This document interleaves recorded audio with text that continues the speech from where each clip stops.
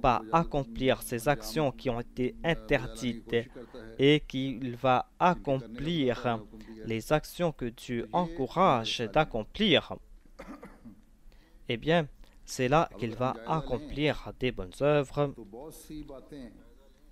Si nous faisons une analyse, nous allons constater qu'il y a beaucoup de ces bonnes œuvres que nous négligeons.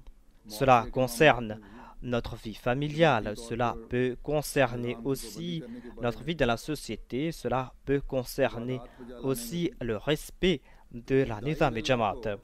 Cela concerne aussi les actes d'adoration. Une personne qui invite les gens vers Dieu doit comprendre cela, à savoir qu'il a une condition importante à respecter. Cette condition, c'est le fait d'accomplir des bonnes œuvres. Lorsqu'il va accomplir des bonnes œuvres, c'est là qu'il pourra inviter les autres vers Dieu. Et c'est là qu'il pourra dire à l'autre, viens, je vais te montrer la voie qui m'a été indiquée par un envoyé de Dieu, par une personne choisie par Dieu pour réformer l'humanité à notre époque. Cette personne m'a montré la voie grâce auquel je pourrai avoir le plaisir de Dieu.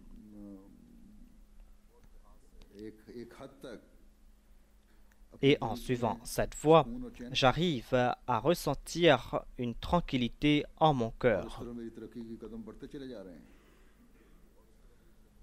Et ainsi, je suis en train de progresser. Et ainsi, j'arrive à embellir ma vie ici-bas et dans l'au-delà. Et je me tourne vers cela en raison de ses enseignements. Viens et écoute ces paroles. J'essaye d'être obéissant à l'égard de Dieu. Vous aussi, venez vers cette foi et essayez d'embellir votre vie ici-bas et dans l'au-delà.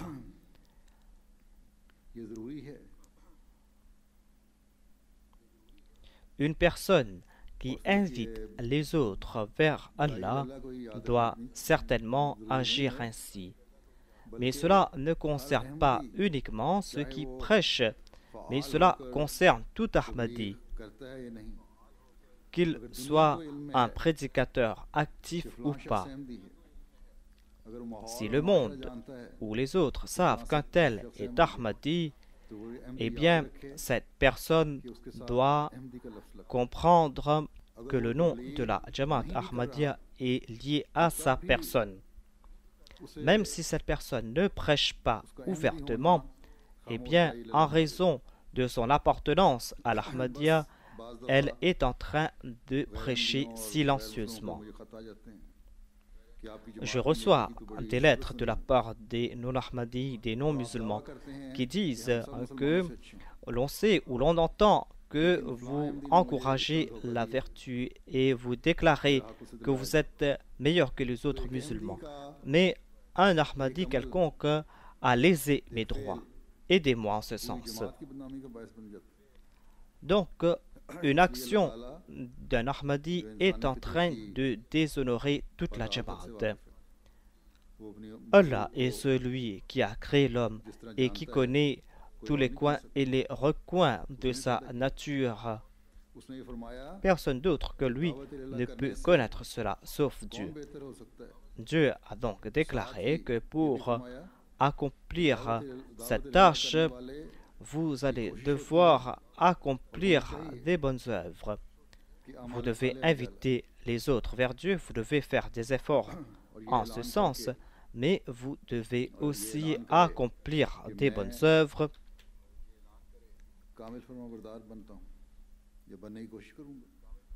Et vous devez annoncer que j'essaye d'être parmi ceux qui sont les plus obéissants. En tant que musulman, en tant qu'Ahmadi, je ne porte pas uniquement une étiquette. Je suis celui qui est obéissant envers Dieu et j'essaye de suivre chacun de ses commandements.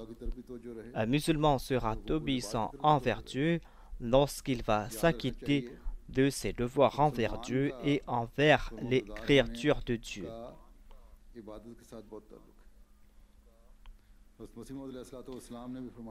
Un musulman sera obéissant lorsqu'il va accomplir ses actes d'adoration. Le Messie premier alayhi salam a déclaré que le musulman est celui qui accomplit des bonnes œuvres et qui paye la zakat. Lorsque les prophètes Abraham et Ismaël ont reconstruit la Kaaba, ils ont prié pour que Dieu envoie un grand prophète, un prophète qui va venir leur réciter les signes de Dieu, qui va venir leur enseigner le livre et la sagesse, qui va purifier les âmes. Avant cette prière pour la venue de ce grand prophète, ces deux prophètes Abraham et Ismaël ont prié Rabbana waj'alna muslimayni laka wa min dhurriyyatina ummatan muslimatan lak wa arina manasikana. Ô notre Seigneur, fasse que nous soyons tous deux soumis à toi et fasse que nos descendants soient obéissants envers toi. Et enseigne-nous nos méthodes d'adoration. Donc, sans adoration, l'on ne pourra atteindre l'objectif pour lequel les prophètes ont été envoyés.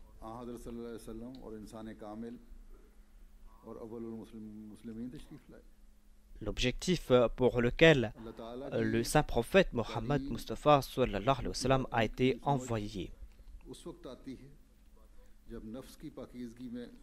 L'on pourra comprendre l'enseignement divin lorsqu'on va se purifier l'âme, et l'on pourra se purifier l'âme lorsqu'on va comprendre comment adorer Dieu. Lorsque nous serons guidés par Dieu,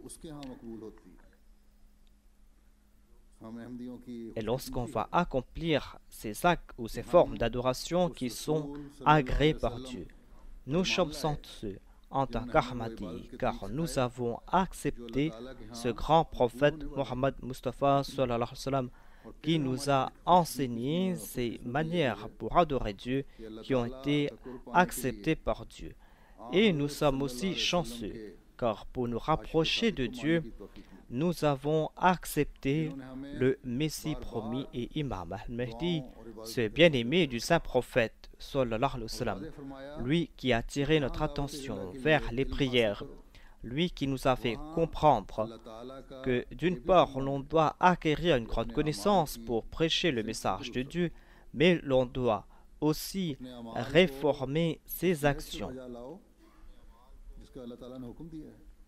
L'on va devoir agir selon le bon vouloir de Dieu. Et plus que toute autre chose, l'on doit supplier et implorer Dieu.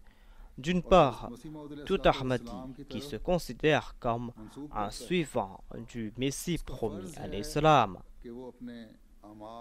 tout Ahmadi doit accomplir des bonnes œuvres et doit réformer ses actions, car toute personne le regarde de près. Même s'il n'a pas une grande connaissance de la religion qui peut faire de lui un daïn ilallah, un prédicateur actif, et il doit comprendre que ses actions et ses paroles pourront attirer les autres. S'il accomplit des bonnes œuvres, les gens seront influencés par ses actions et vont se rapprocher de lui. Et s'il n'accomplit pas de bonnes œuvres, il va attirer Satan et Satan va l'utiliser. Il va accomplir ces actions qui vont attirer les autres. Aujourd'hui, on trouve ces gens qui essayent d'utiliser les autres, qui essayent de maîtriser les autres pour les utiliser à leur guise. Et un Ahmadi qui tombe dans le mal va se trouver entre leurs mains et sera source de déshonneur pour la Jamaat. Et comme je l'ai déclaré ailleurs, que tout Ahmadi d'origine pakistanaise doit comprendre